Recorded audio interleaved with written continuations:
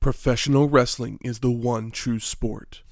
Other sports have their share of intense, dramatic moments, but nothing can compare with professional wrestling.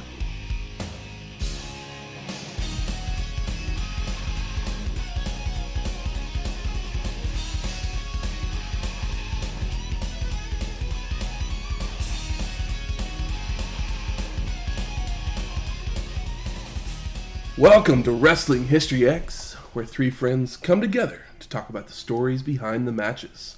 I'm Matt. I'm feeling a little tipsy-topsy. And I am Croak Monchain.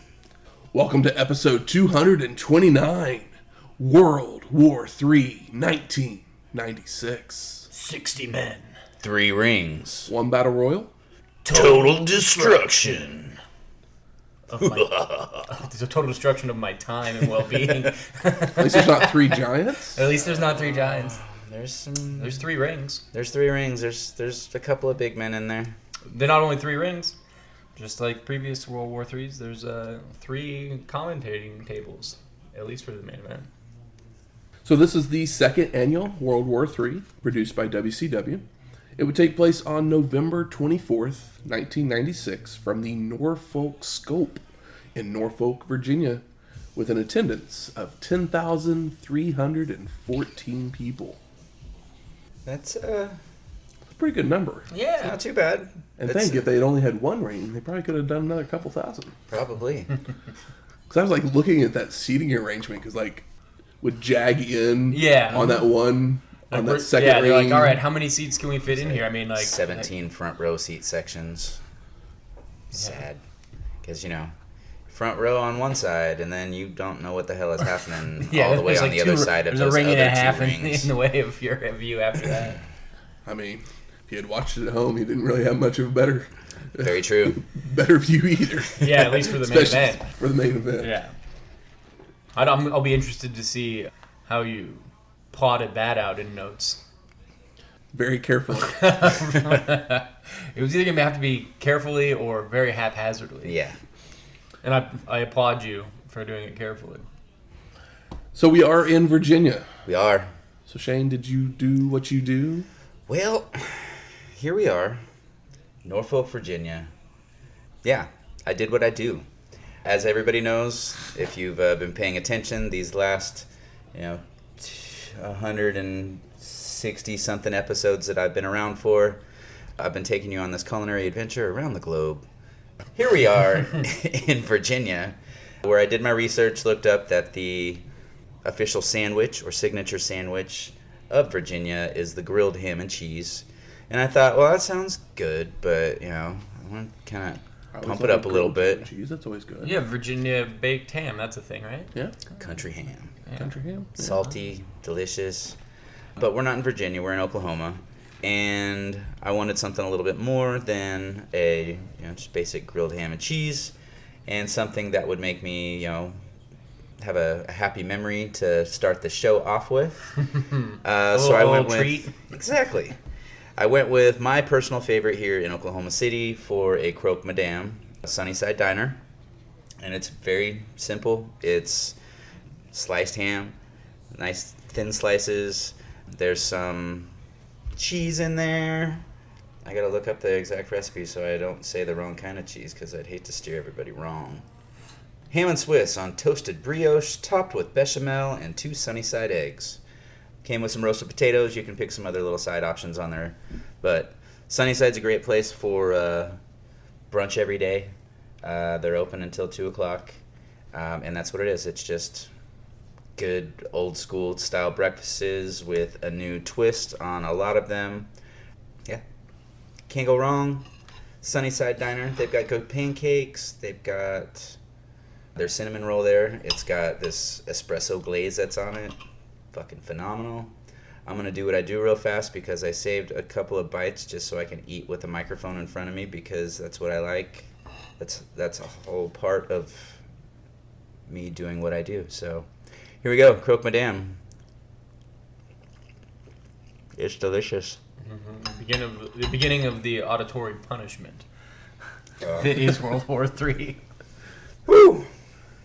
I think the thing we were most surprised about is that, like, all of our eggs didn't come basically broken. Yes, Because it was delivery. I mean, with a place like Sunnyside, when that's your name, you better damn well have the Sunnyside down just right, and they almost always do. I ordered 2 croque madames, which had a total of 4 eggs, and only one of them had broke, and that's just because it shifted in the container where it slid off of the actual toast. Still pretty impressive. But yeah, they were still glistening and jiggly and delicious. It was very good. But something that would happen right around the same time as World War III, a pair of animated shows would have their finales in Rocco's Modern Life and The Tick. Take it away, fellas. Spoon! Right? Yeah. I mean, yeah, Arthur, right? I watched the Tick cartoon a little bit, but it wasn't a go-to. But I was a Nickelodeon guy, so I've probably seen every episode of Rocco's Modern Life a bunch of times. And catchphrase from that one, I'm nauseous, from the Jewish Turtle. You would say that a lot. Yeah, see, I was, Filbert. 19 already at the time, so I didn't really watch So much you of didn't Rocco's. watch cartoons? I watched occasionally Rocco's Modern Life because my nephews, I remember them watching that one. And you're like, oh, this is actually pretty funny. The Tick, I don't remember really. I remember It was the like show, I but think I it don't was a remember Saturday watching it morning ever. Cartoon, maybe? The Tick? Yeah. It was on the Fox Kids block. Okay, yeah, I know it was on Fox. I've read the comic, or at least the first original trade. Has anybody watched the new Amazon live action series Nope. at all? I have not. I didn't even know there was one. I know that it exists. Because your boy from Blank Checks, Yeah, he plays Arthur. Yeah. Actually, the crazy thing, the voice of Arthur in the Tick animated series, it started off as Mickey Dolenz From the Monkeys? from the Monkees. That's Wow. That was for just season 1. Season 2 and 3 was Rob Paulson, who everyone knows is Animaniacs. Okay. You know. He's just a famous voiceover guy. Yeah. The Like, literally, you can name an animated series, and Rob Paulson's probably done a voice at some point on that show. Like the Monkeys, I watched a lot of. But yeah, the Tick, I never really watched any. I never really watched the animated series. I I saw some of it, but Yeah. not like I wasn't hardcore Tick. But No. the new live action with it's Peter Serafinovich or something like that. Sarah. I can't think of how you say his name. Yeah. Oh, him. What the fuck is his name? He was in Parks and Rec. He was in, wasn't it Couples Retreat? Shaun the Dead, Spaced. He's done some of that stuff. Encouragement. Yeah, he plays a bunch of just like small roles and Yeah. different things that like you see him and you recognize him, but you don't actually know who he is. They did another live action Tick at some point. Yeah, where they did one where- in didn't they in that one? 2001 Because with Patrick Warburton. did Yeah. Patrick Warburton do the voice of the cartoon Tick? No. He did not. Okay, because in my head he also did the cartoon voice, but I probably just remember him as the live action one from The probably- voice of the Tick was Townsend Coleman, who also did the voice of Michelangelo in the Turtles animated series. He's basically Small world. I mean, a voice actor guy. Rocco's was one of those that like it was very on the line of sometimes being a little too adult. Yeah, it was like a little less fucked up than Ren and Stimpy, but still, riding. I think the it's line. literally one of those shows that probably if I went back and watched it now, I would absolutely adore. Yeah, you probably enjoy it more. Because there is so much of that adult humor that's in it that was there for that kind of just passed over your head as a kid. I mean, that was that run of Nickelodeon shows that was great and still remembered well is because it lives in both worlds, Rugrats, Ren and Stimpy. Of course, Rocco's Modern Life, I mean, Doug, I think an adult can enjoy, but it doesn't have like a whole bunch of adult humor, It not the same way that Ren and Stimpy does, where it's like essentially they're coded as a gay couple. Yes. which definitely didn't notice as a kid. And we have one other thing. Yeah. As when you're listening to this, Shane just had a birthday. Old. So happy birthday! Trying to do, as many sounds as I can for the microphone here. Jesus. That's awesome. Oh, nice. Blockbuster Funko Pop. But it looks like a Blockbuster video. And it doesn't have eyes. That might be one of... No, it does. It does. Oh, Down there. Oh, it's the bottom. It's the bottom. That's badass. I didn't realize that was something that they made. It actually just came out like 3 months ago. Oh, really? You love your Blockbuster days. I do.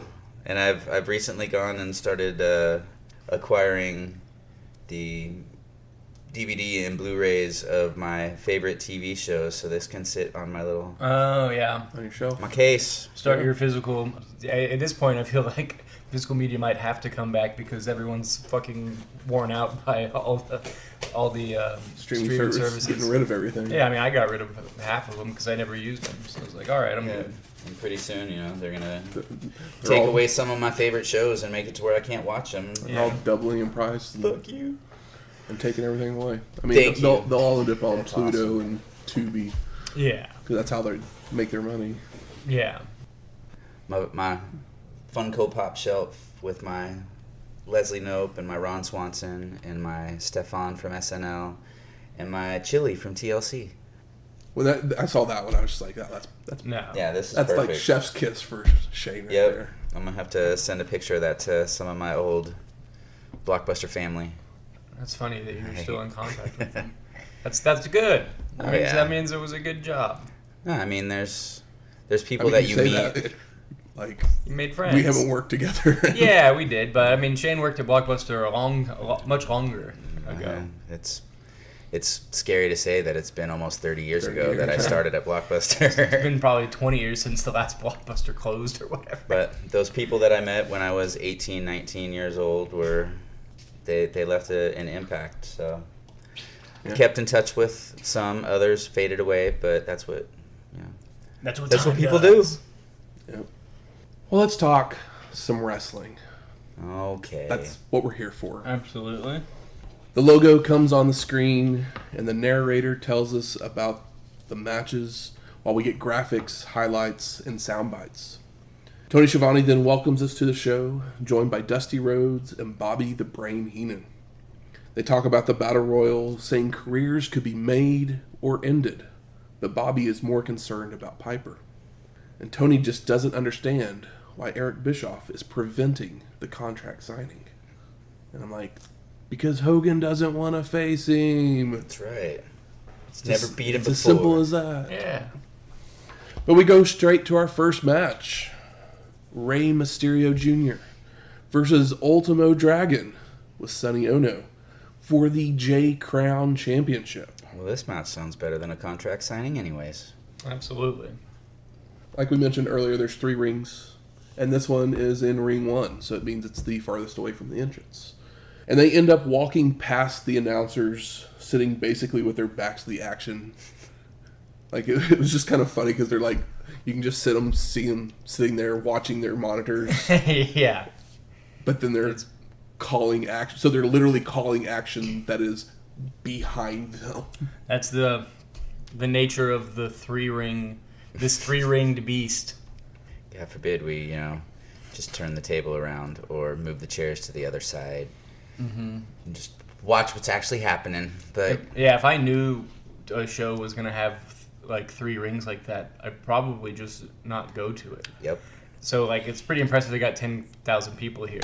And everybody knows probably it's called World War III. They've done it a couple times. But hey, more power to them. So the 2 men have a feeling out process to start, flipping about to come to a stalemate when Ultimo takes Mysterio down with a kick combo and chops. A reversed whip and a back body drop puts Rey on the apron, so he goes for a springboard, only for Dragon to counter with a springboard dropkick of his own to put Mysterio out on the floor, where Sonny gets a kick in as well. So, is this the first time Rey's worn Spider-Man gear that we've seen? But he's got Spider-Man gear No, on. I want to say that we brought it up Yeah. Yeah, I On think we the- brought it up. on the I podcast think we have. before. Yeah. The first time that he did it. Yeah. I do appreciate Ultimo Dragon's pink gear. It's pretty fun. Ultimo tries to bring Ray in the hard way, only for him to float over, followed by the two fighting over a waistlock, with Dragon ultimately controlling to nail a bridging German suplex for a 2 count. I like the wordplay there. The dragon, ultimately. Pop-up faceplant and a backbreaker rack drop by Ultimo to continue the punishment, before applying a half crab momentarily.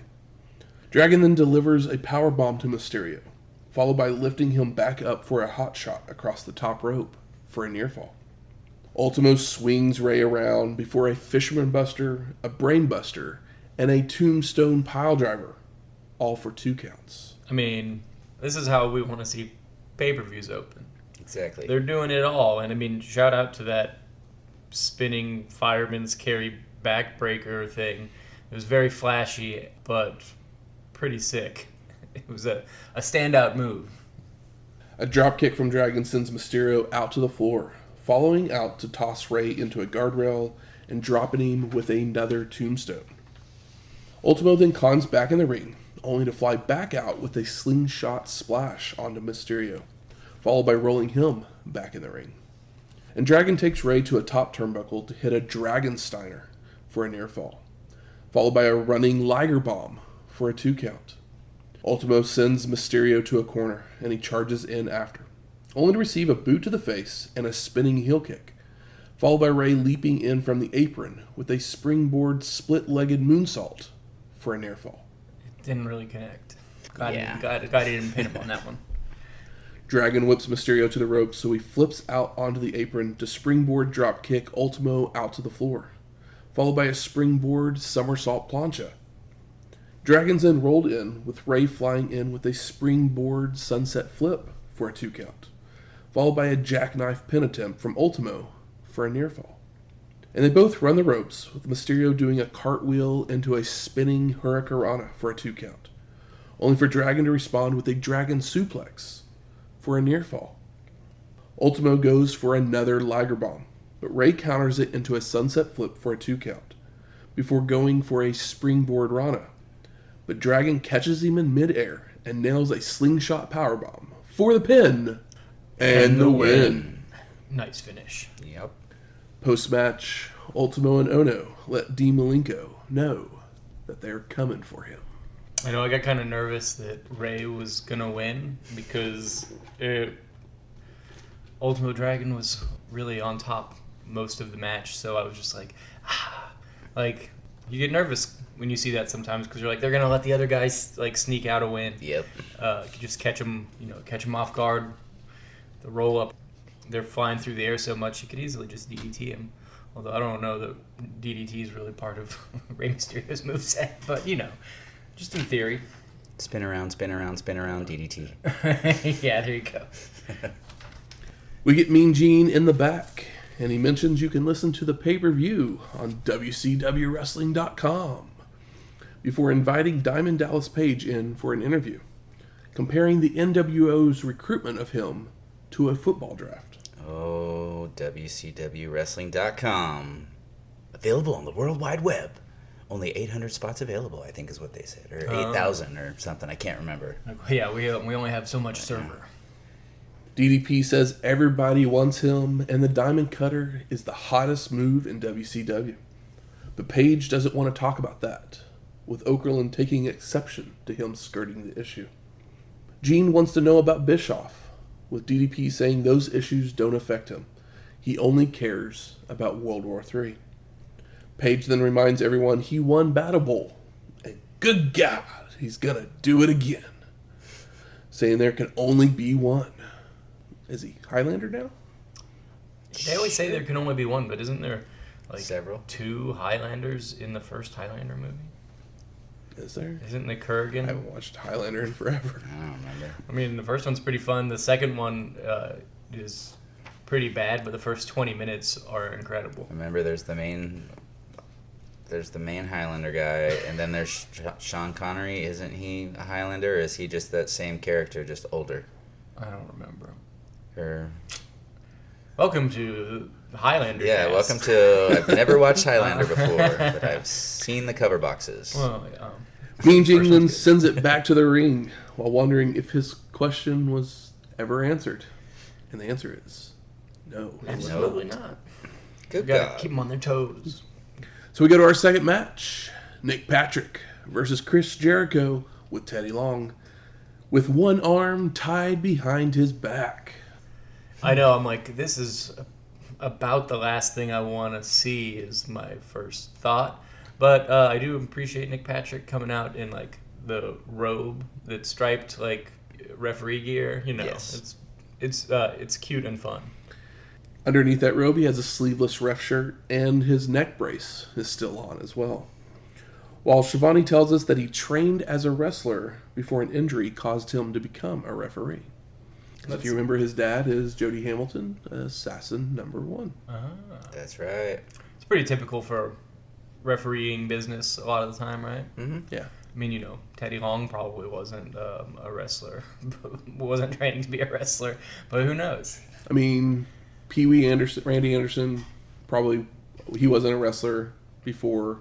He was just Arn Anderson's road driver, road buddy. Danny Davis wrestled for a little while. He was a wrestling wrestler referee. before. Yeah, before he came. But that was pretty standard. But back in the most day. of them usually Hebner twins. have a background in wrestling, and then they just transition to being a referee at some point. Yeah. Especially because back in the day, you couldn't smarten everyone up. And back in the day, you were usually more successful the less attractive and in shape that you were. So Are you taking Could've shots? done it. Are you taking shots at Mr. Rhodes? no, I was actually thinking of like the Hebner twins. Oh, okay.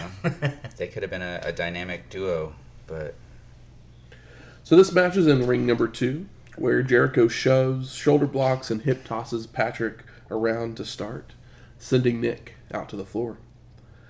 Back inside, Patrick asks for a test of strength. Only for Chris to take control, taking Nick down with several kicks.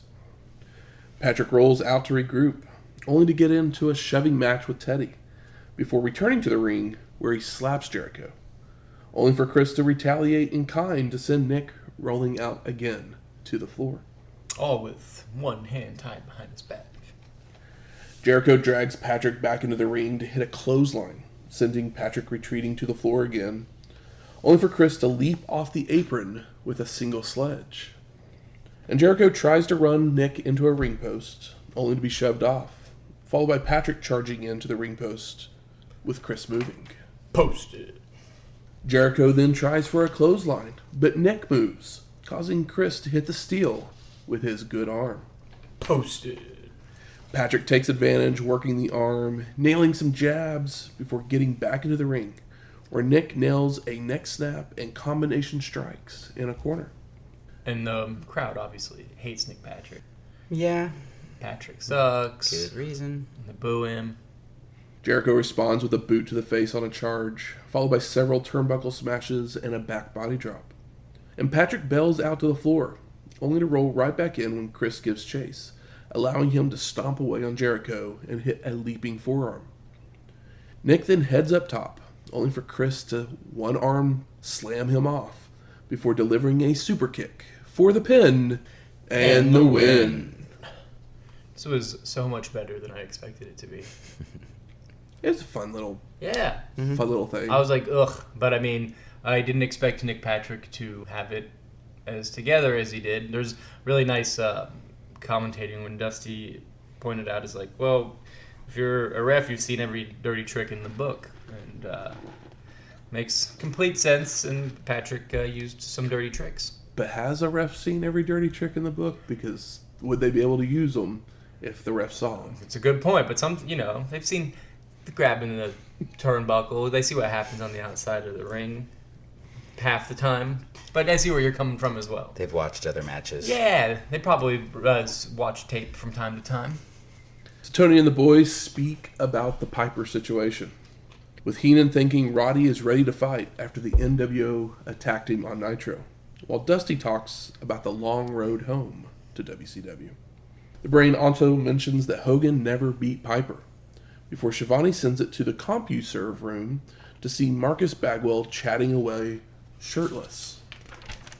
Because, Because he's buff. Gotta give him some camera time, I guess. We come back to the stage area with Mean Gene, who introduces Ric Flair, speaking about their history together.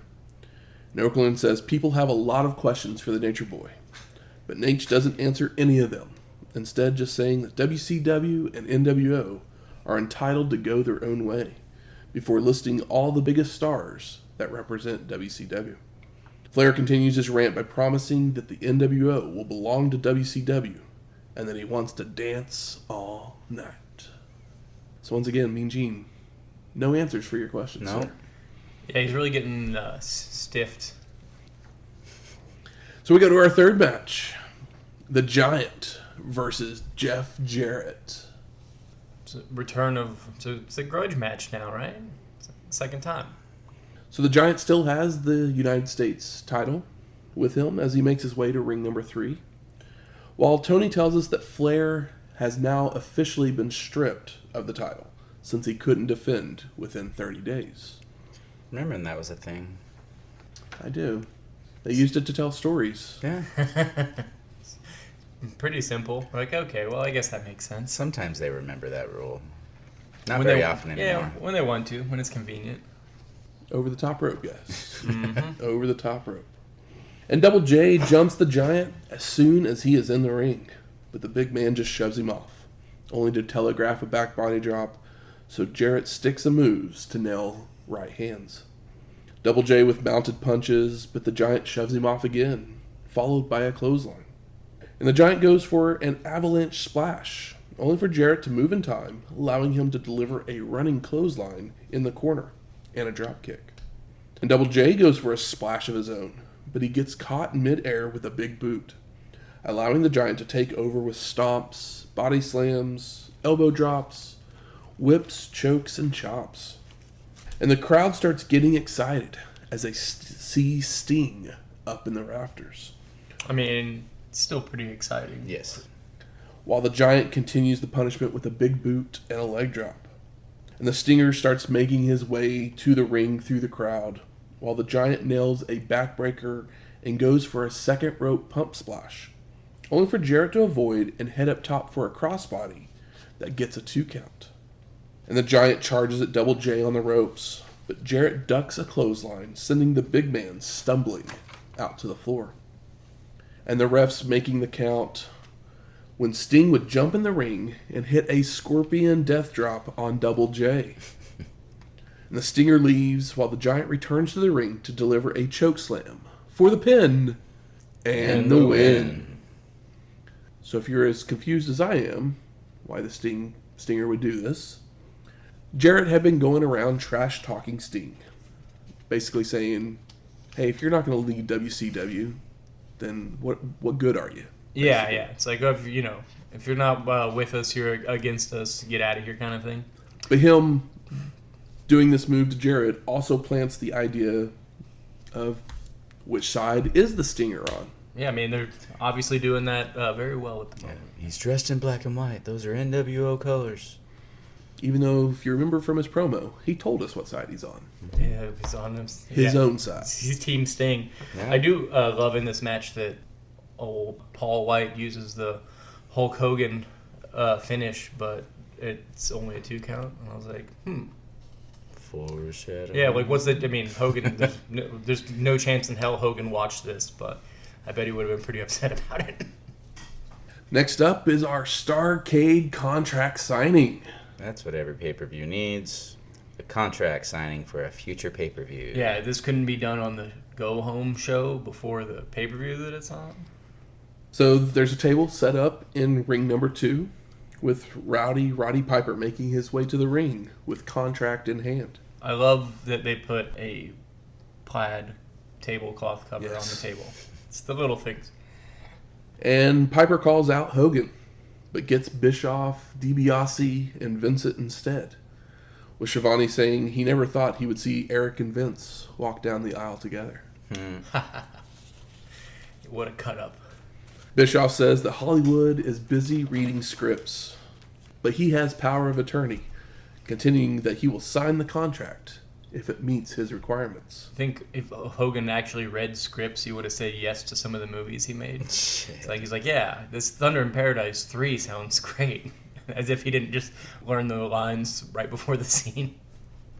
Roddy insults Eric, calling him corrupt and questioning his sexuality, saying he doesn't trust him, before threatening to attack him, with Bischoff promising fines if he does so. Piper then demands Hogan, who finally comes out with the rest of the NWO tagging along. And Hulk says he will sign the contract, but he wants Roddy to show everyone his hip first, lifting the kilt to reveal a hip surgery scar.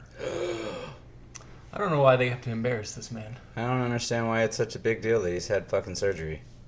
Yeah, I mean, he's a wrestler. Yeah. Hogan continues by saying he rarely picks on cripples, but the entire world wants it, so he signs the contract for Starrcade. Piper then slaps Hollywood, so the NWO attacks, holding Roddy while Hulk punches him. And, you know, Roddy being the firecracker he is, doesn't even think twice when there's like fucking 6 people in the ring. Piper tries to fight back, but odds are not in his favor. So the punishment continues with a chair shot and stomps to the hip, before Hogan just spray paints NWO on Roddy's leg. Boo. Hollywood hugs Eric while Piper pulls himself to his feet, ready to fight. But the NWO has left, so he grabs a mic to say, "No retreat and no surrender." I love that he said that Eric Bischoff looked like Eddie Munster. Yeah. We then go to our 4th match, the amazing French Canadians of Jacques Rougeau and Carl Ouellet with Colonel Robert Parker versus Harlem Heat of Booker T and Stevie Ray with Sister Sherri. And as they head to ring number 1, Schiavone tells us that if Harlem Heat wins, Sherri will get 5 minutes with Parker in the ring. Get it, girl. The Canadians grab the mic to tell everybody to pay respect to the greatest country in the world by singing "O Canada," while Sister Sherri wonders if they think they're at the MTV Music Awards, which is a pretty good line. Yeah, the gimmick is old as time, but they do it. They sing it so poorly that it still works. If you're gonna do it, you got to do it right. Yep. So perfectly bad. So Booker and Rougeau start us off by knocking each other down, only for the other to kip up, followed by a hook kick by Booker T. Stevie comes in to team up for a double clothesline and a body slam, but Jacques ducks a clothesline attempt and comes off the rope with a leaping back elbow, before bringing Ouellet in to take Stevie Ray down with a clothesline of his own. Splash in the corner by Carl, but then Stevie ducks another clothesline and nails a back suplex, followed by a bicycle kick for a 2 count. Harlem Heat then work over Ouellet in their corner with knee drops, clubbing forearms, hot shots across the top rope, and a scissor kick. Booker then has his eyes raked and body slammed by Carl, followed by an elbow drop attempt, only to avoid and go for an elbow himself, which Ouellet moves in time, so Booker T spin-a-roonies up into a leaping leg lariat. Booker then goes to run the ropes when Rougeau would low bridge causing Booker T to stumble, so Jacques drags him out to the floor to run him into a guardrail, followed by Parker getting some stomps in as well. The crowd is cold, by the way. As was I while watching it, because I'm all for Harlem Heat. I have And fun the watching Canadians. the Canadians. I love me some Sherri, but this was just like recycled match that we've seen. Just insert new team here, and it's not about the match. It's about Sherri and Parker. And Heat has been good as they are, just shoved down our throat without any really interesting angles. Yes. Not even any ketchup or mustard this time. Back in the ring, the Canadians double-team Booker with a clothesline, leg sweep combo, and a body slam of Carl onto Booker T for a near fall. The Canadians continue the double teaming with a hot shot across the ropes. But then Ouellet telegraphs a back body drop, allowing Booker to flip over into a small package for a 2 count, only for Carl to retaliate with a vicious clothesline. The Canadians then nail a Boston Crab second rope leg drop combo, with Rougeau making a cover, only for Stevie Ray to run in to hit a leg drop of his own to break it up, which also allows Booker T to make the crawl for the hot tag. Stevie with right hands, a back body drop, press slams Rougeau right onto Ouellet when Booker would rejoin the fray for a Pier 6 brawl. We haven't been to Pier 6 in a while. I know. Booker T goes for a whip, but he boomerangs it around back to the corner, only for the ref to get sandwiched and knocked down. Ref bump. And Booker goes for another leg lariat, but Carl ducks, causing Booker T to crotch himself and fall out to the floor. And the Canadians use the advantage to deliver a spike pile driver to Stevie, followed by Ouellet grabbing a table to set atop the turnbuckles. And the Canadians then set some ring steps on top of the table, They're really trying to get the crowd warmed up. along with some on the mat, with Carl climbing to the top of it all for an assisted elevated senton bomb, only for Stevie Ray to move in time. Yeah, sounds right. This is like the clean, well-done version of an ECW spot. I saw it and I was like, oh, you've been doing this for a long time, PCO. Yeah. It was probably his idea. Yeah. Jacques then gets kicked out to the floor by Stevie, followed by a Harlem hangover from Booker onto Carl for the pin and the win. So that means we get our 5th match Oh of my God. Colonel Robert Parker versus Sister Sherri. And Parker's beside himself. Oh, he do declare. He's berating the Canadians, so he never sees Sherri enter the ring. And she goes after him with right hands and running him into turnbuckles before throwing him over the ropes for the Oh, they didn't see it. Never mind. Over the top rope. Oh, Yeah. I'm sorry. Colonel then starts to run, but Sherri gives chase into another ring, where she hits some jumping clotheslines that has Dusty losing his mind. Yeah, so I'm confused. Did Sherri's history as a wrestler suddenly just get forgotten because they're making this big deal about she's doing this and she's doing that, and it's like, well, it's no shit. It's sensational Sherri. Yeah, she's done this. She's been doing shit. this for a while. Yeah. She helped train Medusa. You know, she knows what she's doing, and she's been doing it longer than some of the people that have been doing commentary. Maybe he was just on one. Yeah, he's like, well, this is maybe that was fun. Like, she's done that to him before in the ring.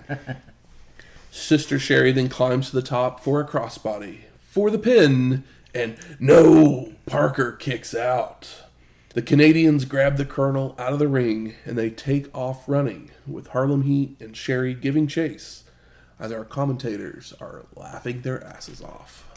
I think Dusty was probably just trying to entertain himself. Granted, like, I don't think that tag match was bad by any means. It's just cold. Yeah. It was a good tag team match that would fit anywhere on any show, but there was no heat to it. Yeah. Just like, oh, cool. And you're like, yeah, Sherri, like... Ice. Yeah. As soon as Sherri... Cold. As soon as Sherri decks Colonel Robert Parker, the crowd comes live. Fuck, we still haven't seen Glacier, have we? And I doubt we do. Yeah, he might be gone already for all I know.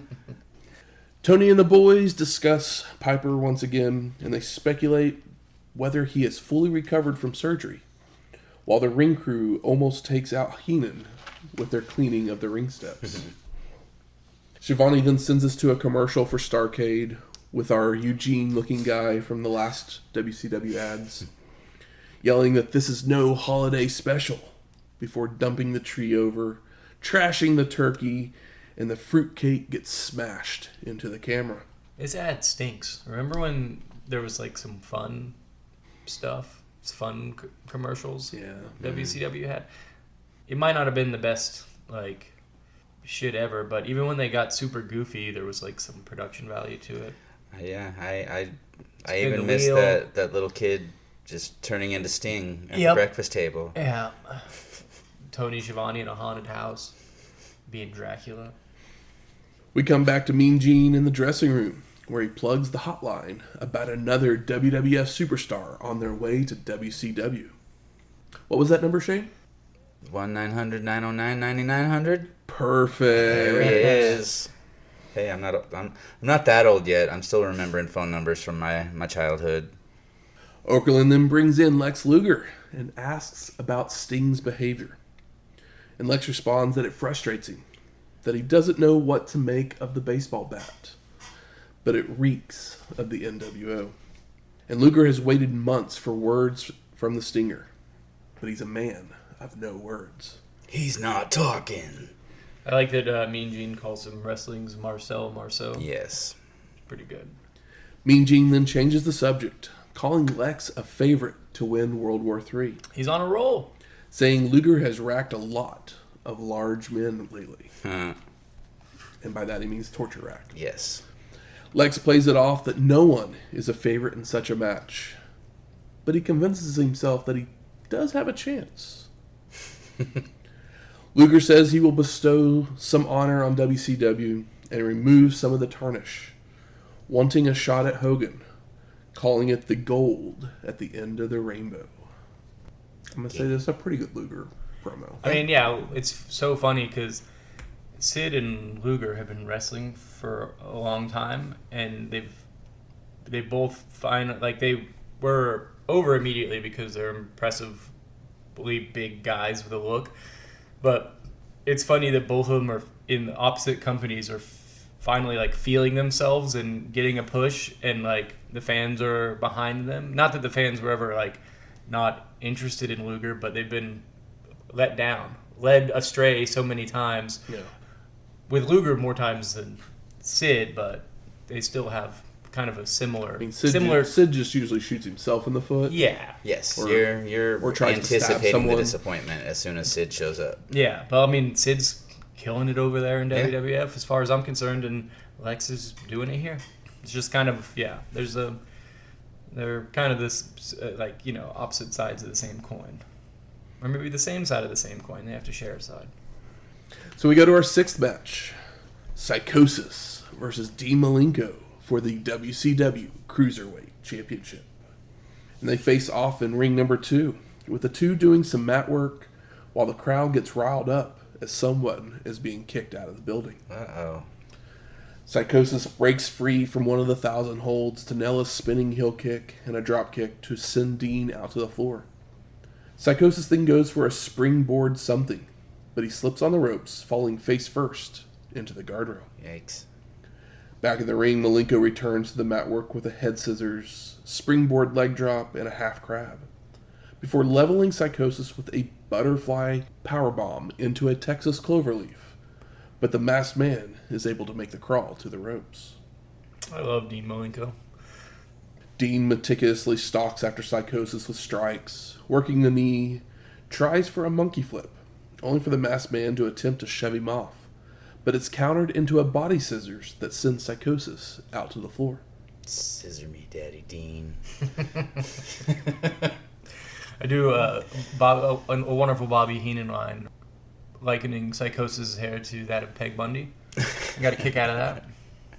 Malenko goes for a baseball slide that misses, allowing Psychosis to nail a pump-handle backbreaker on the floor, before leaping off the top row with a corkscrew senton out onto Dean.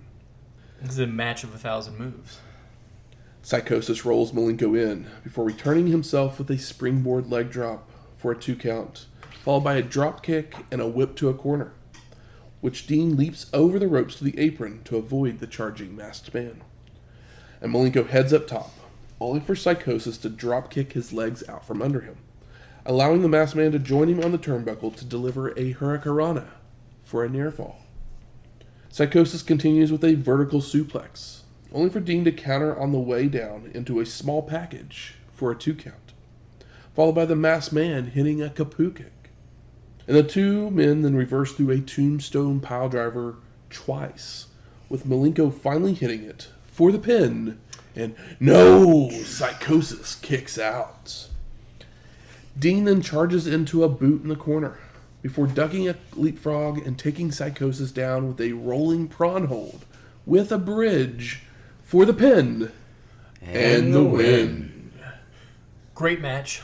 Wrong crowd. Yes. They were cold as hell for this, and this was probably the best match on the show so far. Yeah. Agreed. If not Ray and Ultimo. Yeah, I mean, yeah, they can be tied for first. But you know what happened? All I'm concerned. They wrestled in the same ring, too. That ring's special. I think I'm just on a Dean Malenko kick at the moment. It's not a bad kick to be on. No, not at all. I was very high on Dean Malenko for many reasons back in 1996. So we go to our 7th match. The Outsiders of Scott Hall and Kevin Nash versus the Nasty Boys of Brian Knobbs and Jerry Sags versus the Faces of Fear of Meng and Barbarian with Jimmy Hart in a triangle match for the WCW World Tag Team Championships. And the champs came out first. Foreshadowing. I know, I got excited. I was like, could the NWO lose? There's the triangle match, so they could fuck them out of it in a number of different ways. But we'll see what happens. And we're in ring number 3 for this one, as the Nasties run in and attack the Outsiders right away, not even waiting for the Faces of Fear to show up. Hey, they're as nasty as they want to be. You just got to deal with it. And they're cleaning house. We sure do. As Shivani mentions that they were snubbed by the NWO. Oh. That's pretty funny. You got brute-eyed, huh? Poor things. Oh, they should have made it like a trio. Oh, that would be good. The nasty booty, I don't know. Booty nasty. I like the nasty booty. The Outsiders then meet the Faces of Fear in the aisleway that ends up with all 6 men brawling in the ring, once again cleaning house of Hall and Nash. And the Faces of Fear and Nasty Boys then brawl, but the ref is finally able to get the match under control to see Barbarian charge into a big boot from Knobbs, followed by a clothesline from Brian as well. And the Nasties team up for a double clothesline on Barbie for a 2 count. Sags hits a leg drop before Knobbs misses an elbow drop, which brings in Meng to club her away, only to lead to more brawling between the 2 teams as the champs just look on. Well, I mean, why would they get involved? I noticed that Jimmy Hart has like the Misfits skull on the back of his jacket, like the Crimson Ghost thing. I was like, huh, that's pretty funny. But another question I had. It's on Barbarian's tights. Oh, is it? I know I saw skulls there, but I didn't quite notice it was that specific one. But tag triangle match on a show with a 60-man battle royal seems like a little bit of overkill. Just a thought I had. Yep. So the match settles down again with Meng hitting a clothesline on Brian. Goes to run the ropes when Nash makes a blind tag to make his way in to work over Knobbs with knees, Hall with right hands before tagging the Tongan back in to keep up the attack. And after some chops to take Brian back down, Nash is willing to tag back in to whip Knobbs, charging in only for Brian to bounce out of the corner with a back elbow that sends Kevin backwards into tagging Meng back in. The Faces of Fear whip Knobbs to the ropes, where Hall makes a blind tag to come in with a bunch of kicks to the Barbarian in the head that only ends up waking him up to take control of the match with a vicious clothesline in the corner. You know what I think I don't like about the triangle tag match is that all the blind tags? Yeah, it's very Looney Tunes, but like it never comes across as like clean as a Looney Tune cartoon, you know, where it's like, oh, like I could see how on paper this could be fun or interesting, but it just doesn't translate. Barbie hits a clip body slam, Meng with kicks and chops, but a rake of the eyes allows Hall to tag Knobbs back in, which leads to more clubbering from all teams, as Sags is jumped into the Outsiders' corner, only to be beaten back until the ref can separate everyone. Brian then nails a back elbow on the Barbarian, followed by a pile driver by Jerry for a 2 count, as Hall pulls him off in time, which brings Knobbs over to throw right hands at Scott, while Nash is tagged in by Sags, only for him to go after Jerry instead, with Tony mentioning there must be something personal going on here. which we'll talk about after the match. Oh, okay. I'm interested in this now. Yeah. Hurry up. Barbie takes back over with the whip of Kevin, but charges into a big boot before Nash charges out with a clothesline and a side slam for a 2 count as Meng makes the save. Hall returns to the ring with a clothesline on the Barbarian, but the Faces of Fear are able to get Scott to their corner to take control, allowing Meng to nail a back suplex. Hall then tags in Barbie, giving us the Faces of Fear against each other, only for Meng to immediately tag in Knobs, who with the help of Sags takes control with some more clubbering of the Barbarian. Clubbering. I don't know if I've ever heard clubbering. It's a Dusty Rhodes word. I know it's a Dusty I Rhodes like word. it. I've heard it. It's fun. We should make it's clubbering time with the dream on it. The Nasties working over the leg of Barbie when Hall would tag in to keep up the attack on the Barbarian, until both men make it to their feet to tag in their respective partners, which leads to another brawl in the ring with the Nasties just looking on. The ref restores order once more, with Nash hitting knees and a clothesline on Meng, followed by a body slam and a missed elbow drop, as Knobs blind tags himself in, but goes after Kevin instead of the Tongan, allowing him to tag in Barbie. The ref then gets Kevin out of the ring, so Brian with turnbuckle smashes to the Barbarian, running him into Sag's boot, followed by Jerry delivering a backbreaker. And Barbie is able to break free to tag Meng back in to nail a piledriver to Knobs for a 2 count, as Sags breaks it up. The Tongan with chops and clotheslines to Jerry before tagging in Hall to continue the punishment.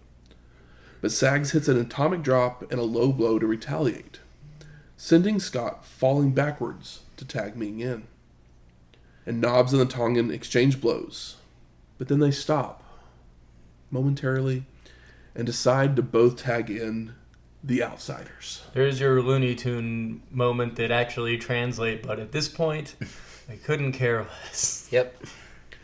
So the two of them try to tag in others, but everybody drops to the floor. Ha ha ha ha. So then they act like they're gonna fight, only for Nash to just lay down, Foreshadowing. with Hall making the cover for the pin, and no, the other teams break it up. I hate that if they pin each other, they're still the champs. It's fucking gross and dumb. Yep.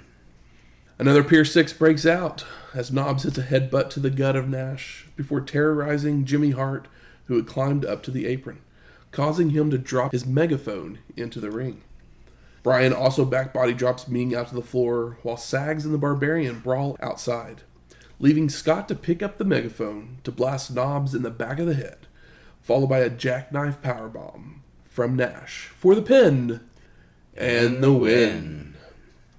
So the reason this felt like a real fight at points, because there was actually really bad blood between the Nasties and the Outsiders, as Sags had felt Hall had taken some liberties on a house show, so he retaliated with some stiff shots on Nitro, leading to the two almost having a backstage fight. Because like literally when there was times when the Nasties would just like stop working the match and like start throwing punches at Scott and Kevin, I was just like, okay, there's more to this than just like trying to get the other team out of the ring. Some sad news though. Uh-oh. Or you might find it fun news. I never know. But this is the last time we will see Jerry Sags until 2010. Wow. As he basically retires from injuries. Huh. Didn't expect that. No. Oh, Lost the war, eh? Yeah. Remember when the Nasty Boys were kind of fun a couple of years ago?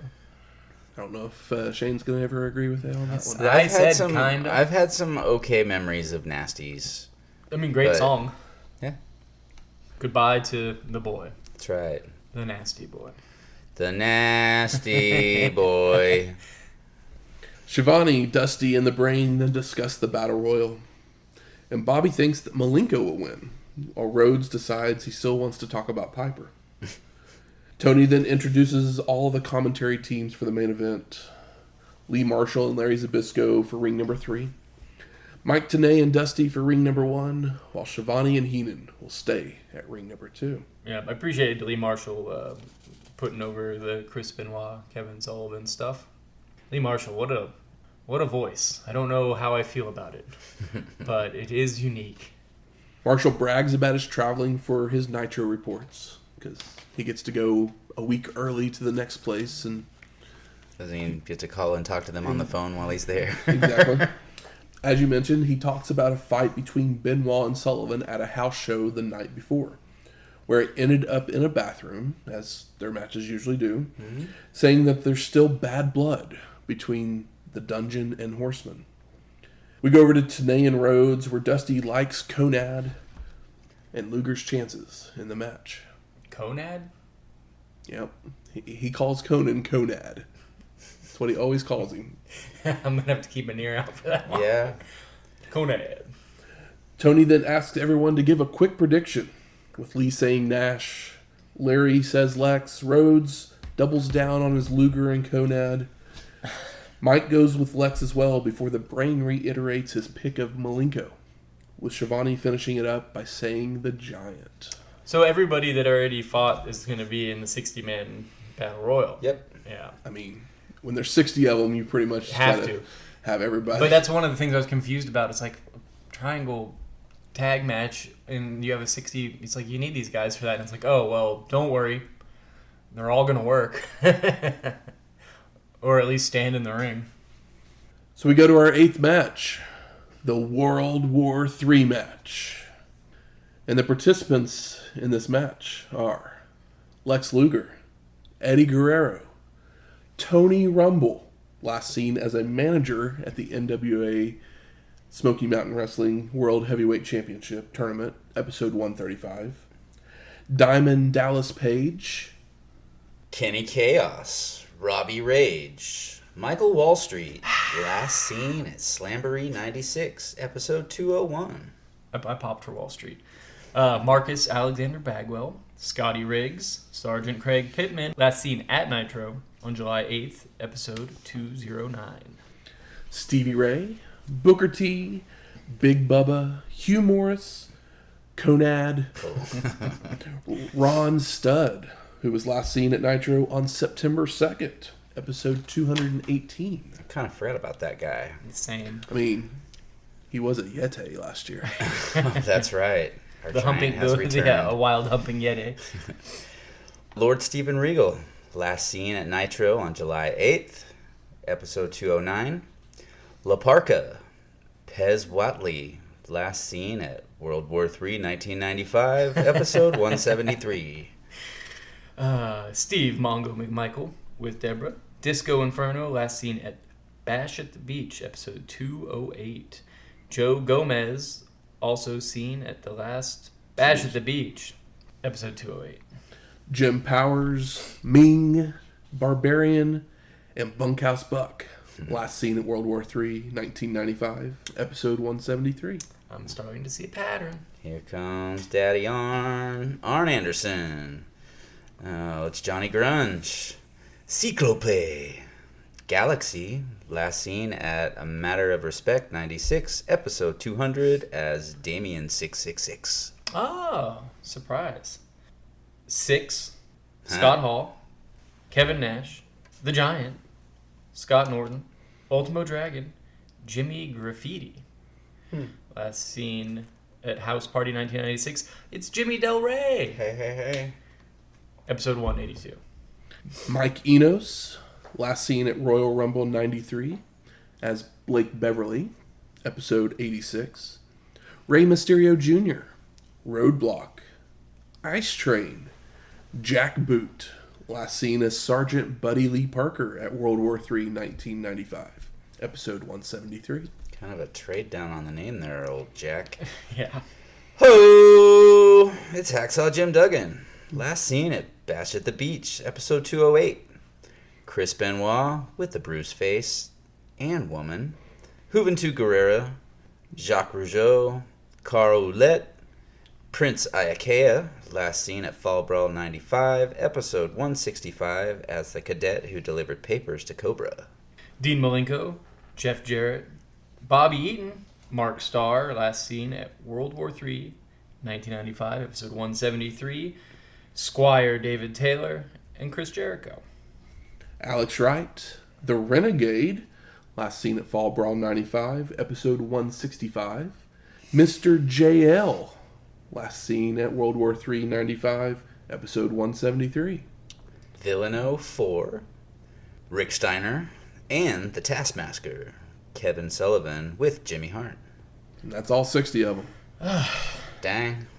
That is the names of 60 men and a couple of ladies. Yep, and Jimmy Hart. So Benoit and Taskmaster pick up where they left off from the night before, with the Faces of Fear joining the fray in the aisleway. Arn Anderson coming over to help his fellow horsemen, with Big Bubba, Conan, and Hugh Morris joining the brawl as well. Sullivan and the Crippler head out into the crowd, with Big Bubba following after, when we go to a three-way split screen. Oof. Oof. We see Riggs save himself from elimination, while Bagwell is giving mounted punches to Wall Street. Benoit's tossed down the steps before retaliating by knocking Bubba down them as well. And the NWO are all hanging out in one corner in ring number 2, protecting each other, picking the shots, while Luger goes after Booker T in ring number 1. Bagwell gets DDP over the ropes, but he isn't knocked off the apron, so he rolls back in, while the Horsemen and the Dungeon members continue to brawl around ringside. It is funny that the NWO are just like, it's like the potheads hanging out during lunch next to the vending machines. They're just like off in the corner, doing their own thing. Benoit is slammed atop the announce table before chairs and a toolbox are brought out to be used. And Lee Marshall gets swept up in the brawl, being kicked by the Faces of Fear, yelling, "What the heck is going on out here?" A lot of things happen when you actually show up for the show, buddy.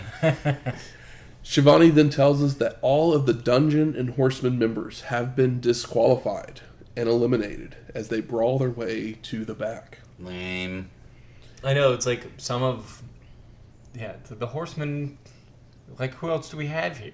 We get the Horsemen. We just got rid of 10 people. We're down to 50. Come on, we got to get rid of people quick. I know, but Hugh Morris is still in there. Yes. No, he's gone. Oh, okay, cool. Oh, yeah, he was a dungeon member. Gosh, that's how forgettable he is. Yes. I don't even know who he works for. But Villaino 4, still alive and kicking. Eddie's beaten on Wall Street when he is almost dumped, but he hangs on to return to the ring, while the American males in high voltage fight. Tony Rumble and Psychosis are eliminated. Somehow. Don't know. They just are. The Giant with an avalanche splash on Bunkhouse Buck, while Regal and Jarrett fight. And Marshall starts bitching about Larry not helping him, while Stud is smushing a number of competitors in a corner. Shivani tells us that Mike Enos has been eliminated, while Fire and Ice team up on Rougeau. Oh, they've mended their Yes. their previous issues. Apparently they've rebonded over the hatred of Canadians. Tenay tells us that La Parka has just been tossed out by Luger, while the former Blue Bloods are having some bad blood in ring number 3. Graffiti and Galaxy team up on Mysterio, but he fights back to save himself when Shivani tells us that Norton has been eliminated. No. Tenay then chimes in that Pittman has eliminated Pez Watley, while Shivani says Graffiti, Galaxy, and the Renegade have been eliminated. Once again, they don't show any of these eliminations. We're just told. Yeah, you can't see really much of anything. It's like there's 3 picture-in-picture on the screen, so no matter how big your television is, like it's 3 small squares, and then the camera is basically like from the floor up at the ring, so like it's... Yeah, I've been watching this on a 70-inch. Each screen is like... Still like 6 inches maybe? 6 inches, yeah. Yeah, but the camera work is like from the floor the whole time too, so you're just like looking up at people kind of just stumbling around. Jack Boot and Mark Starr team up to get Squire Dave Taylor over the ropes, but he slides underneath to remain in the match. I mean, that makes me feel better. I really was pulling for Squire David Taylor. Hacksaw and Ice Train then toss Star out to be eliminated, while DDP tosses Rage out, only for Robbie to skin the cat back into the ring. These guys got to do something. Studs choking Page, Giants choking Gomez, while Prince Iakea is hot-shotted across the ropes to send him out to the floor to be eliminated. Tenay then tells us that Luger just tossed Chaos out of the ring to be eliminated. The Giant with a big right hand to Disco before dumping Gomez out of the ring to be eliminated. And everybody's just brawling while our announcers do a roll call of who's left, while Mysterio hits a spinning heel kick to Ultimo before attempting to toss him out, to no avail. The Giant and Roadblock get into it, and the Roadblock was a big man. He's a big dude. This is basically the only time we ever see him, so don't get used to him. Mm-hmm. Fine with that. Pretty good name for a large jobber. With the NWO big man hitting a clothesline that sends Roadblock over the ropes to be eliminated. And I gotta appreciate a big man that doesn't go after, like, a Loch Ness monster name or something like that. You know, Roadblock, perfect. I'm in your way, get through me. Mm-hmm. Bagwell with an atomic drop to Wall Street. Eddie stomping away on DDP, while Marshall tells us that Mr. JL has been eliminated. Oh, nuts.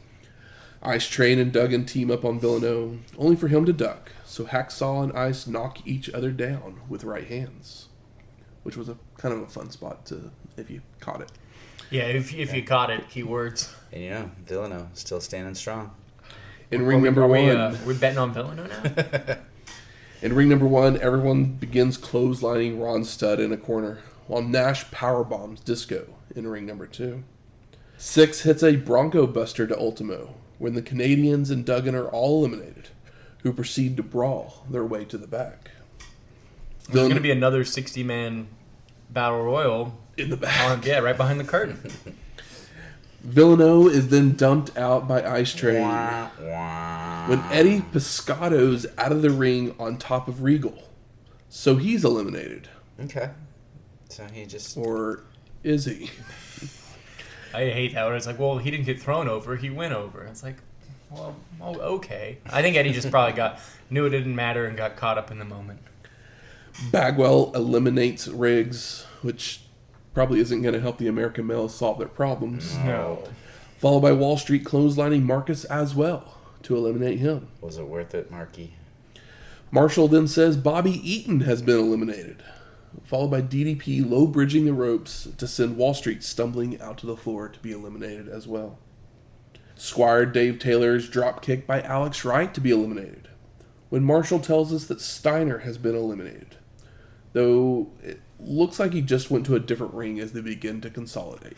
Yeah, who's telling him? It's like, all right, now you go over here. Well, I'm trying to remember, because basically they waited. last year it was like they got down to 10. They all fought to like 10 people in each ring, and then they consolidated. But it's a mess. I couldn't They say tell that you, here too. I couldn't tell you who was in the ring at any point. Hoovie's drop kick by Jericho to send out of the ring to be eliminated. Guerrero, who, like I said, is still in the match, throws DDP into a guardrail as they are moving over. Everyone's finally in ring number 2, brawling away, and for some reason they continue the split screen. So cameras on like each side of the ring. Just give me that big. Give me the wide shot. Yeah, give me the wide three-quarter. Let me just figure it out. Three-quarter hard cam. Pittman's hot-shotted across the top rope by Page when Booker T flicks and pokes the eyes of Regal. Jack Boots kicked out by Hall and the Giant, followed by Grunge being back-body dropped out of the ring by DDP. Pittman dumps out Powers while Luger is wailing away on the Giant, but the NWO intervenes to protect their own. Where's the other... why can't I think of his name? Where's Rocco? He may be injured. Yeah, I just realized because Grunge had a singles match that one. Yeah, so I assume that he's probably injured. I didn't think about that. It makes sense. He's the one that does the dangerous stuff. The dangerous stuff, yeah. Jarrett dumps Malenko out of the ring to be eliminated, followed by the Sarge being tossed by Page. Nash tosses Booker T out of the ring, while Jericho nails some turnbuckle smashes on DDP. Steiner tosses Disco, but he holds on and rolls back into the ring, only for Nash to finish Inferno off by dumping him out to be eliminated. Alex Wright sends Bunkhouse Buck out to be eliminated. Oh my gosh, Bunkhouse. Good for you. Made it this far. Followed by Eddie ducking a clothesline attempt from Stevie Ray to send him stumbling over to be eliminated. Lex does the same to Ron Studd before Steiner is belly-to-belly suplexed over the ropes by the Giant, which was pretty impressive. Yeah, I mean, that's a big bump. Ray head scissors Ultimo over the ropes to the floor to be eliminated, while DDP tosses Mysterio, but he holds onto the ropes to save himself. Luger then dumps Alex Wright out, while Steiner doesn't like that he is out, so he jumps on the apron to choke the Giant until the ref forces him to leave. That's the wild card I like to see. Let's get that Rick Steiner Giant feud going. I don't want Rick Steiner to ever lay down to the Giant. Jericho's knocked over the ropes by a European uppercut from Regal, while Steiner continues to just not want to leave, attacking Six in the corner now. Page and Nash team up to kick Ice Train out of the ring to be eliminated, when the WCW guys stop fighting each other momentarily to see all who is left. We got Luger, Ray, Jarrett, Eddie, Regal on one side, Nash, Hall, Giant, and Six on the other, with DDP in the middle of them all. So no one knows whose side he's on. Yeah, it's like we went through all of that just to get to this decent moment. Double J and Lex go after the Outsiders, while DDP goes after Guerrero as we finally go to full screen. Page tosses Eddie towards the ropes, where Regal backbody drops him over to be eliminated. Ray then charges at the Giant, who picks him up with one hand to press slam him atop Guerrero on the floor, to also be eliminated. What a pal, Guerrero. Page starts fighting with Jarrett, with DDP going over the ropes, but he saves himself and rolls back in, followed by Hall atomic dropping to Double J and attempting an outsider's edge, only for Regal to make a save. Jarrett stumbles backwards with Nash hitting a clothesline to eliminate him, followed by Page charging at Lord Steve, who low bridges the ropes to send DDP crashing out to the floor to be eliminated. Boo! The NWO then quadrupled Team Regal, dumping him out to be eliminated, leaving Luger versus the NWO. Lex starts taking everybody down with clotheslines, except for the Giant, who whips Luger to a corner, charging in for an avalanche splash, only for Lex to move, causing the big man to land on top of the turnbuckle. Uh-oh. And Lex gets the Giant up on his shoulders, but Six makes the save with a kick to the back. Hall then goes for an outsider's edge, only for Lex to reverse it into a back body drop that eliminates Scott. Luger then press slams Six over the ropes atop Hall to also be eliminated, before ducking a clothesline from Nash and coming off the ropes himself with a running forearm.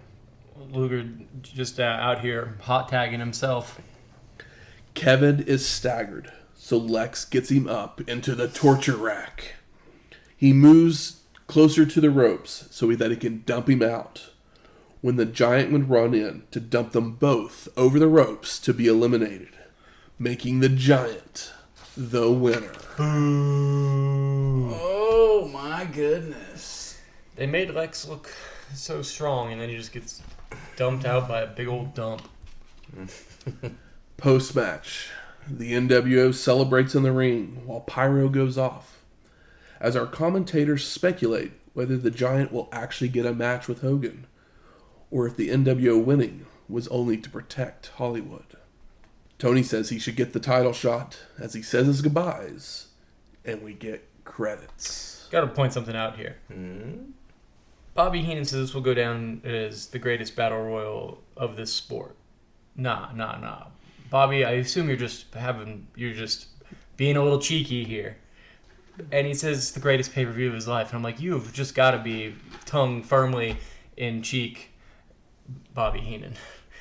It's like, don't say things like this. You gotta show for the company you work for, bro. I know, but my God. So some sad notes. Uh-oh. This would be the last time we see Bunkhouse Buck, Say it isn't so. Jimmy Graffiti, Jim Powers, Oh. Mark Starr, Pez Watley, Roadblock, Sergeant Craig Pittman, and Tony Rumble. It's almost as We if I never salute you. Yeah, this is where you put in taps. Record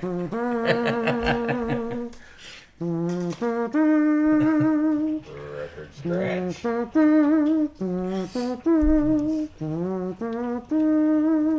That's enough. They only get half the song. Play too much or you gotta pay for it. So I ask you, gentlemen, what are your overall thoughts of World War III, 1996? It's not an easy watch. Good sized crowd, but they weren't into much. They liked NWO, they liked Piper, they liked Lex. The cruiser matches were good. Nick Patrick did a better job than I expected, but this is a big old skip of a show. Yes. Make love, not war. I want to say this show is better than the first World War III. I might be wrong, but I want to say it's better. I won't be going back to check. No. Yeah, like it started fun. It did. There's two And matches then- here that I think would be good if you were to make a compilation back when you like burn DVDs and stuff. Download like single matches. These would be good ones to throw on a disc and put on to watch some like classy wrestling. This show visibly describes my thoughts of WCW back in the day perfectly, where it was like good matches, good matches, good matches, and here comes the NWO. Yeah, and I think the Lex NWO stuff at the end is like done really, really well. It just stinks that Paul White won, but I thought the Lex performance and the way they set that all up was cool. Building stars of the future there. Yeah, but have been wrestling for 12 years. So I really like the first half of the show. Probably up to... Dean? The tag team match. Yeah, probably up to the tag team match. Yeah. And then the last 5 minutes. Like, once it hits full screen, like, you have your 9 guys that are in the ring. That's who you're wanting to see in this match. I think the last 5 minutes is really fun. I agree with that. The 2 championship matches, and I am including the Cruiserweight match in that, I feel like they fell a little flat. But they did have some interesting moments. I'm not saying that they were completely bad. Like, even the triangle match, I didn't think it was, like, complete trash. I just couldn't be but bothered. It stole my fire. Yeah. The World War III match, I still think that it could be something. Because I love the Rumble. Yeah. And so I know that there is a way to do that match that makes sense. It's just hard with 60 guys. But the production on it is horrendous. Mm-hmm. And it's very hard to stay enthused throughout it. Yeah, you can't really catch any big spots because there's so much going on and the camera work's not great. So it just kind of looks like there was a fight at a barbecue but inside of a wrestling ring. People are just kind of standing around. Some people are hitting each other. Some are just jumping over the top rope just for the hell of it. Yeah, a lot of like movement, but you can't really track what's happening in any real way, unless a guy's hanging off the side of the ring. Mm. Good. Where's the smart marks at? All right. Fuck you. I think it's time we smark it up. Smart. So what are some of the best moments of this show? Lex had a good Lex promo, and he great probably, promo. Probably. And even though he was eliminated, he's the winner of the match. I mean, he got all of the in our hearts. Yeah, but he got all the glory. Like he still looked very strong. It's just unfortunate that Paul White was there to just push him. Just pushed him. I mean, spoiler alert. It does build up to a little bit of a storyline. Oh, I assume it. And it has to. You would. I mean, it doesn't have to, but it should, and we should assume that. But it's wrestling. You never know.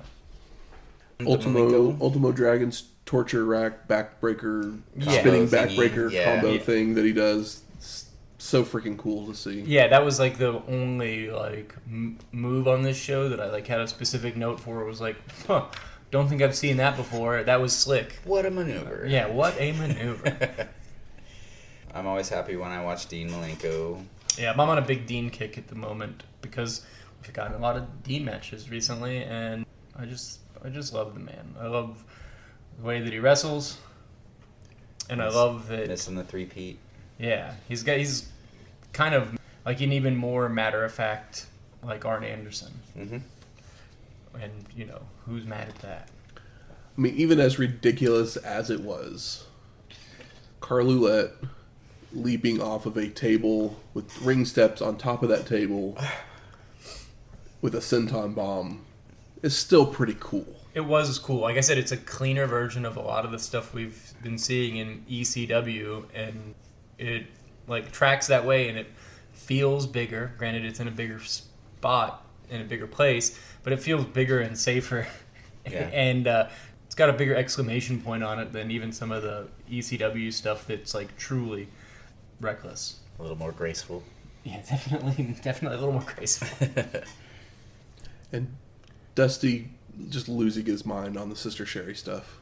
Like I was just kind of like, oh, this is fun, but they were just like laughing through the entire thing, just like couldn't believe what was going on, even though we all know Sister Sherri is an accomplished wrestler. Yeah, but it also seemed their like laughter seemed genuine. It didn't seem like they were like putting on airs like to like Yeah, I don't feel like they were shitting on Sherri or Parker by any means. They were just literally like having fun that like this was happening.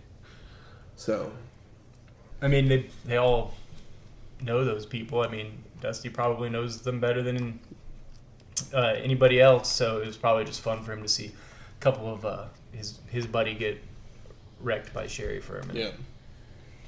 Reminds him of the time that he saw Sherri whooping old Greg Valentine's ass back in the back room somewhere down in Texas. Yeah. How about most disappointing?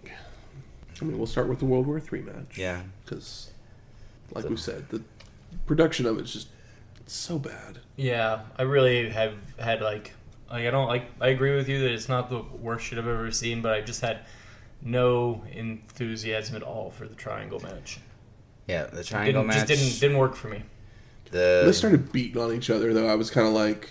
You woke up a little bit. It woke me up, and then I went and looked, and I found out that they actually had heat with each other, and so that made it a tad bit more interesting for me while I was watching it. That note does make it a little more heat, interesting. which means that there was an explanation for having no heat in Harlem.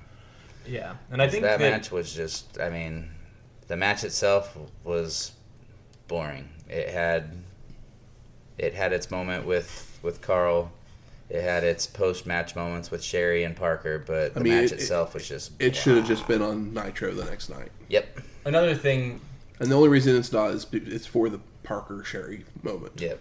The crowd was so cold of most of the show that it even makes the good stuff less good. I'm like, I'm loving this Dean Malenko match, but the crowd can't seem to be bothered, and it's like, guys, this is really good wrestling. You don't get it all the time, but they're not. They should have done. Yeah, they should have taken that Harlem Heat match and made that the.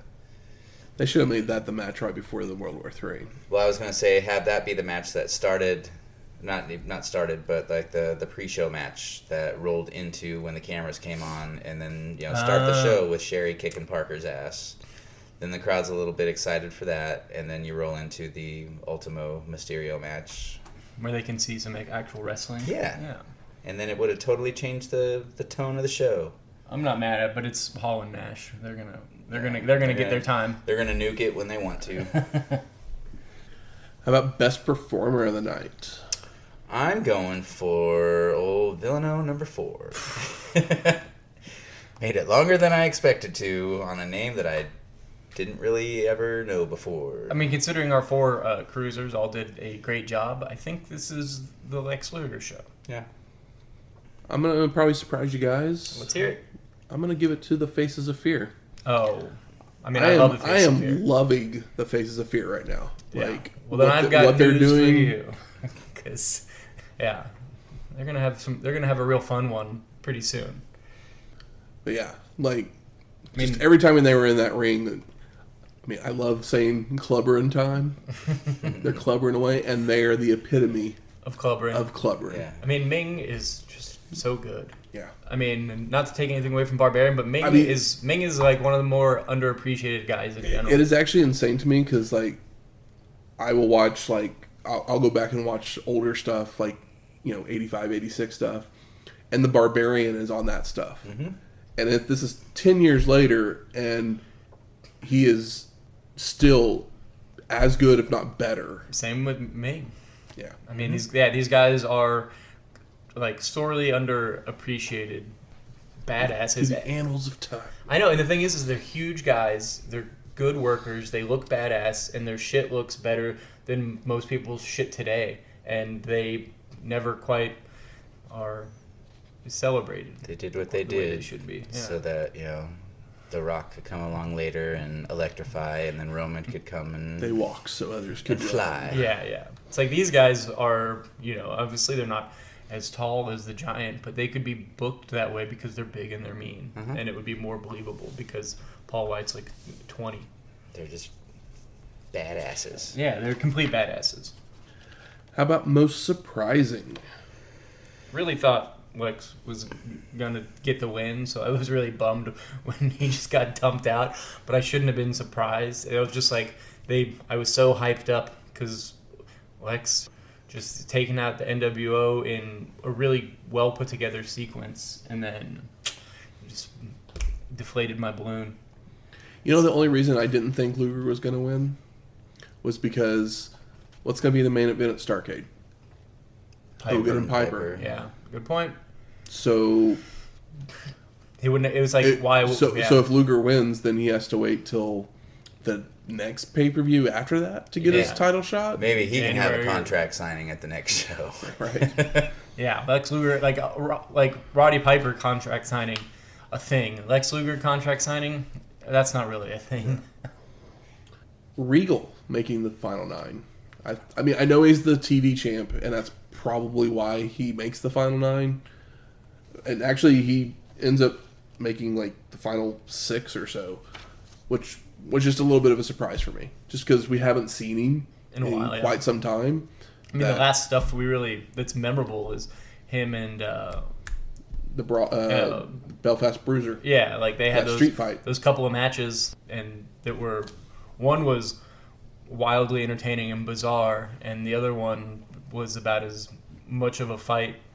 That felt more like a fight than a wrestling match, in a good way. Anything else surprising? This was the, I guess, pseudo-retirement of Jerry Sags. I didn't realize it happened, that this would be the last time we saw him. Yeah, so what is... I'm trying to think of what happened in 2010. Was there like a gimmick match or He something? comes back to TNA. Ah, okay. No, I was just thinking, what about Knobs? And it's literally only for like one match. So. Yeah. What does Knobs do? Hardcore, baby. He becomes a guy named Hardcore? No, they start a hardcore. He just sticks around basically as a jobber for a long time, and then once WCW starts a hardcore division after WWF has their hardcore stuff working, He's kind of... he's one of the hardcore division guys. Goes back to his Axl Rotten roots. Or Ian Rotten. Whatever. Yeah. Tries to be nasty and rotten at the same time. Yeah, he starts picking up chairs more often. Yes. Philly style. Making their way to the ring. It's trivia time. Oh. This week the category is 20 questions.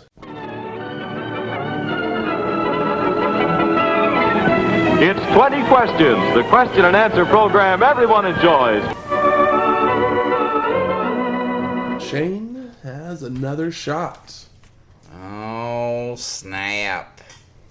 So you got your choice of 1 through 10. 7.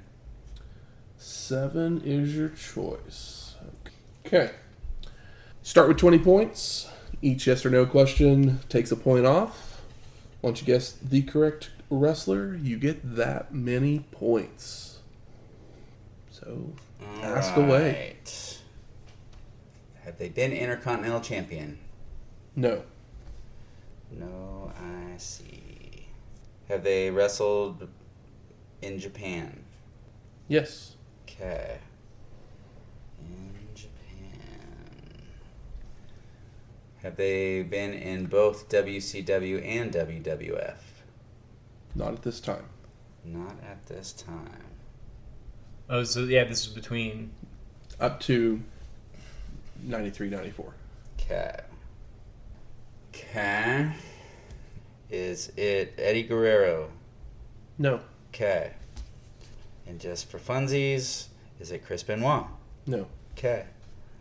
This is where it's going to get me. This whole wrestled in Japan thing, not at WCW, WWF at the time.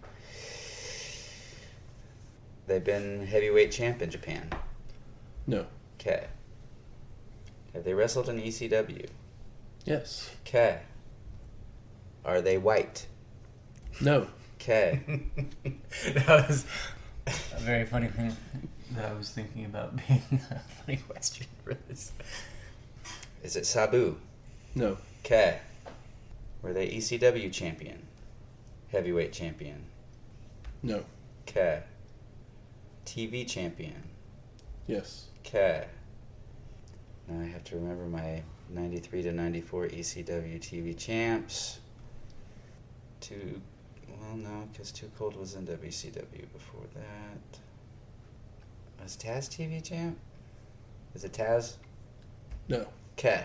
I feel like one of those notes might be throwing you, Probably. and I don't know if I should say something. Yeah, when he asked the question, I was kind of like, this might throw him, but... Great, so it's the blonde hair situation from last year, eh? I can't think of TV champs other than, like, Mikey, but... He's definitely white. Yeah. I'll give you that much. We're on the ECW track. Were they ever an ECW tag champ? I want to say yes, but Matt will make sure. It's more a date check thing than anything Oh, else. you're checking the date. Yeah. No. Not ECW tag champ. Between 93 and 94. Yeah. Up to 94. Up to 94. You should also think of that as well. The date thing's important. It's up to 94. So I think that's what might be throwing you. So one of your questions that you asked means that they may have been somewhere. Just not yet. So fine, is it Too Cold Scorpio? Correct. All right. Yes.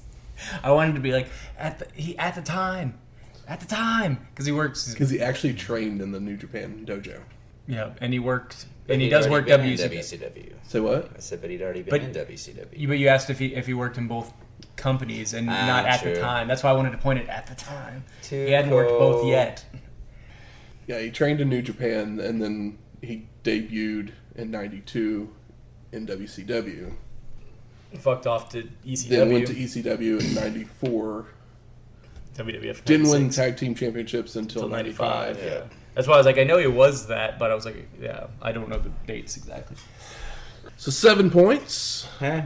I think that's better than for Shane. Bagwell. I think better than I did last time. My God. Yeah, last time you maxed I out. got 0 points. You went 0 for last time. yeah, so. yeah. Next week, Holiday Hell 1996. Aw, hell. It's a holiday in Philadelphia. I don't know. Ho, ho, Yeah. I was trying to do holiday in Cambodia. But I couldn't think of a clever second line. Music from this week's show is the World War III theme and the giant one. So we play Rock House by FCD Music. Ooh. The NWO music. Yep. And if you like this episode or any of our other ones, rate and review us on iTunes, Stitcher, Google Play, Spotify, Spotify. or wherever you find your podcasts at. Do as Michael says. 5 stars or no stars. Don't be a jerk. Speaking of 5 stars, we got a 5-star review this week Ah. from Ronan. Well, DM us that address. We'll send you something. Ronan, my dude, over in the UK. Oh, he's in the UK? Yeah. Damn. I'll lose my ass in shipping. We never said we wouldn't. No. Exactly. Yeah. And if you have any questions, comments, concerns, Going back to Philly.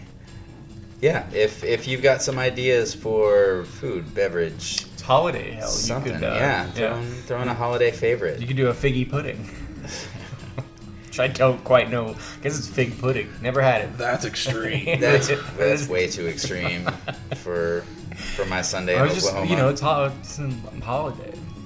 Yeah, because figgy pudding isn't that like a? Isn't No, that- I'm isn't thinking that- like a stiffy toffee cake thing. Yeah, I don't know what a figgy, but it's just that. What Christmas song is that, man? One of them. You're the Yeah. Christmas songs guy. But I can hear the line in your head. Yeah.